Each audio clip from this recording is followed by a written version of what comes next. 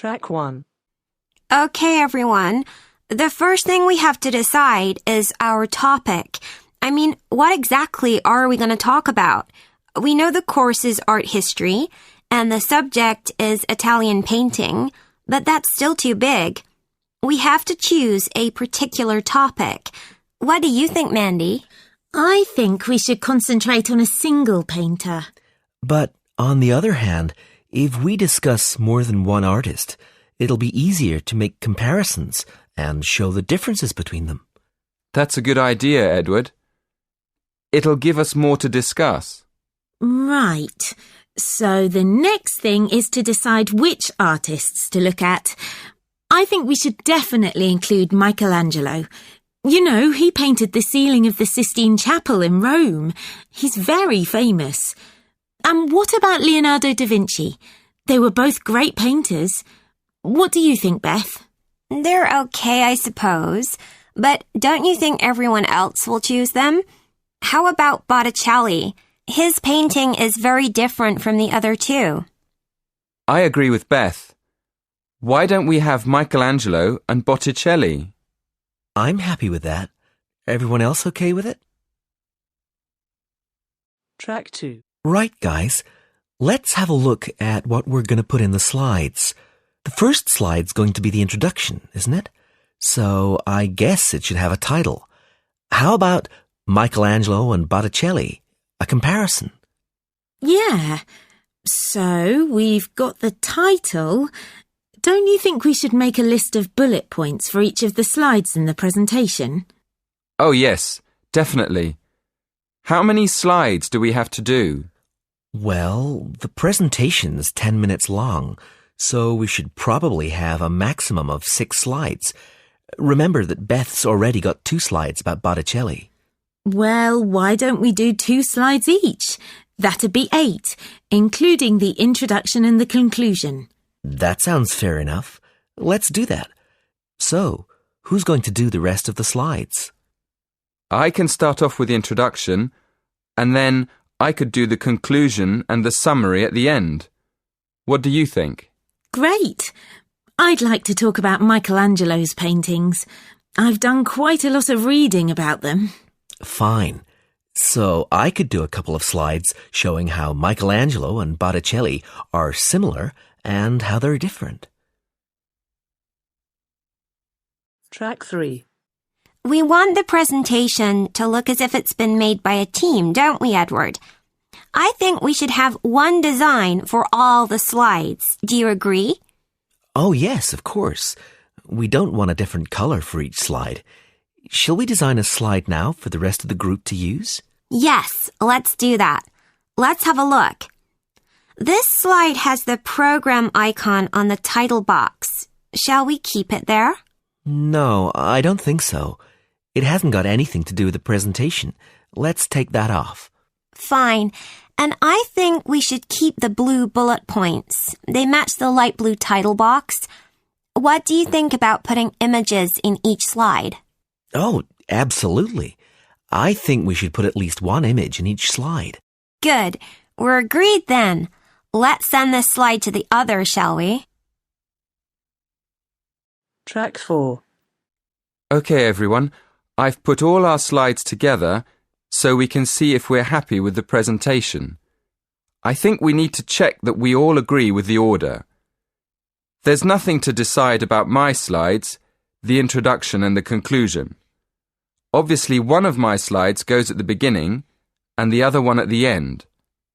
Edward's slides, comparing the two artists, will have to go after Beth's and Mandy's. What we need to decide is which artist should go first, Michelangelo or Botticelli.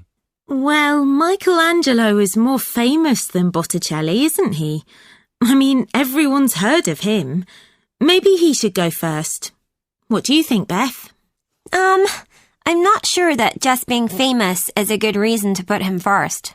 Okay, so isn't it sensible to put the artist who was born earlier first? Who was that? When was Michelangelo born? In 1475. And Botticelli? In 1445. So let's put Botticelli first and follow with Michelangelo. Track 5. Good morning, everyone. So, you're going to tell me about your presentation. First of all, what's your topic? Did you say you were going to talk about the uses of mobile phones? Not exactly. We're actually going to explain the dangers of using mobile phones. Ah, okay. That sounds interesting. What are you going to discuss exactly? Well, we've planned to divide the presentation into 3 sections. We'll have an introduction explaining why we think it's important to understand the dangers of mobiles. Then, on the second slide, we'll have a list of the different types of danger. And then on the last slide, we're going to suggest ways of staying out of danger when you use a mobile. Yes, we want to start by telling the audience that using a mobile phone can be dangerous and then go into more detail in the next part. Okay. But before you talk about the dangers of mobiles, I think you should mention the advantages. You could put that in your introduction. It balances up the argument a bit. Oh, yes. I see what you mean. Right, we'll do that. Before you hear the next part of the conversation, in the exam you will have 20 seconds to look at questions 5 to 7. Track 6. So, shall we have a look at your presentation? Did you bring it with you? I've got it here on a memory stick. Can we show you on your computer? Yes, that's fine. Let's have a look. Right. As you say, you're going to add the advantages of using mobile phones to the first slide. Good. Who's going to explain the second slide with all the dangers? That's me. Do you think I've got enough detail? Yes. I think there's plenty of information, but I think it's all a bit mixed up at the moment. I mean, you've got dangers like getting headaches in the same list as having car accidents and being robbed in the street. They're all different types of danger, aren't they? I think you should divide them into groups, maybe under separate titles like health, accidents, and security. Oh, right. Yes, thank you. That'll make it much clearer to the audience. Okay. Now, in the third slide, you can put your suggestions for staying away from each of these dangers under separate titles. Track 7. Have you got any other questions? Yes. The presentation should be for 10 minutes. Is that right? Yes, but 10 minutes in total, including 3 minutes for questions. So you'll only talk for 7 minutes. That's only 2 minutes each. We won't be able to say much in that time at all. That's why you have to plan what you're going to say carefully and make sure you only include the most important information. For instance, you won't have time to give examples, but you could put some images on your slides that show examples without spending time talking about them. Hey, that's a good idea. And the audience can look at them while we talk. And another thing, make sure all the slides have the same style. You should get together and agree on one style for the whole presentation. OK, we'll do that too. Thanks a lot for your help. Track 8. My name's Alice and I work on a farm in the southeast of England. Mostly we grow fruit, but we also keep chickens, ducks and dairy cows. So we have to work outside quite a lot, even in the winter when it's cold and dark. That's the worst part of the job, really. You know, having to go out in the rain and snow to feed the animals. But the summer's totally different. I really enjoy being outdoors, helping the fruit pickers and loading the trucks.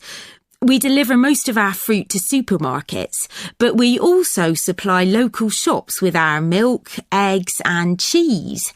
In fact, we produce so much cheese and fruit that we even sell them directly to the public in our farm shop. Track 9. I'm Wei Long, but my American friends call me Will. I'm a businessman in California. Before I came to the United States, I studied at a university in China. I graduated in information technology. But when I was young, even before I went to university, I worked in the family business. So my ambition has always been to earn a living through trade. After I graduated, I worked for my father for a few years to get some experience, and then I started my own small company. First, I set up an office in China, and then I opened another office in California. We sell computer parts from China, because I know a lot of people in the computer industry there. I don't have any salesmen, but I have a receptionist to look after the office while I'm out on sales trips. I like being my own boss. I enjoy being able to make all the decisions myself. I mean, I sell most of my goods to large corporations, and I think I'd find it very difficult to work in a big company. Track 10. My name's Khalida. I'm a doctor in a busy hospital in London. My job is quite stressful because I work in the accident and emergency unit. Our hospital is the only one in the area with an A&E, so all the urgent cases come to us. Mostly we see people who have been in car crashes or had an accident at home. When people arrive at the unit, I have to see them first. I examine them to find out what's wrong and make sure we give them the right treatment.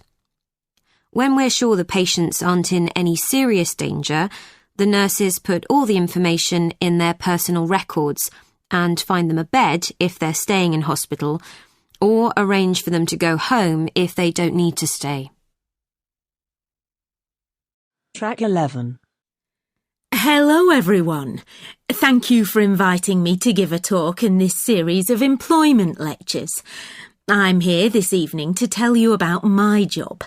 I'm going to tell you what I like about it, what I don't like about it, and what I hope to do in the future. OK, well, I'm a police officer.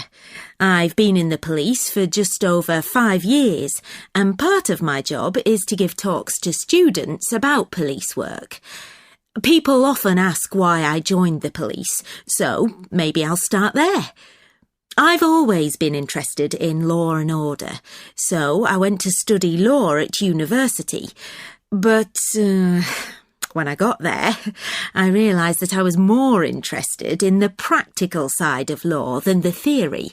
So I applied to work with the police force in my spare time. Then, as soon as I graduated, I was accepted for training. Track 12. As you know, our job is to protect the public from criminals and defend the law. So obviously, the police force has to work every day of the week, day and night. This means we're often at work when everyone else is relaxing with friends and family, and we can't always be around for special occasions like birthdays and New Year's Eve. On top of that, we have a lot of extra work at weekends, especially when there's a football match and the fans are out celebrating. So, our working hours are one disadvantage of police work. A lot of the time we have to work with the public to avoid problems, and we get special training for that. But we can't always prevent trouble.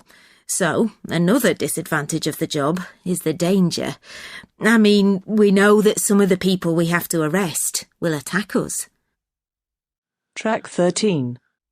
Now for the advantages. Well, one of the advantages is that police work is well paid. As I've said, it's a difficult job, and police officers work hard for their pay. But there are many more advantages.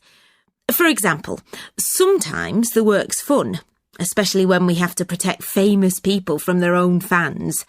I've met quite a lot of celebrities in my job, and I must say I enjoy seeing them close up and finding out what they're really like as people. But for me, the biggest advantage is the job satisfaction. Speaking for myself, I would say I get the most job satisfaction when I help someone, or solve a problem in a community. And in the future, I'd like to train to be a detective. I think I'd be good at that.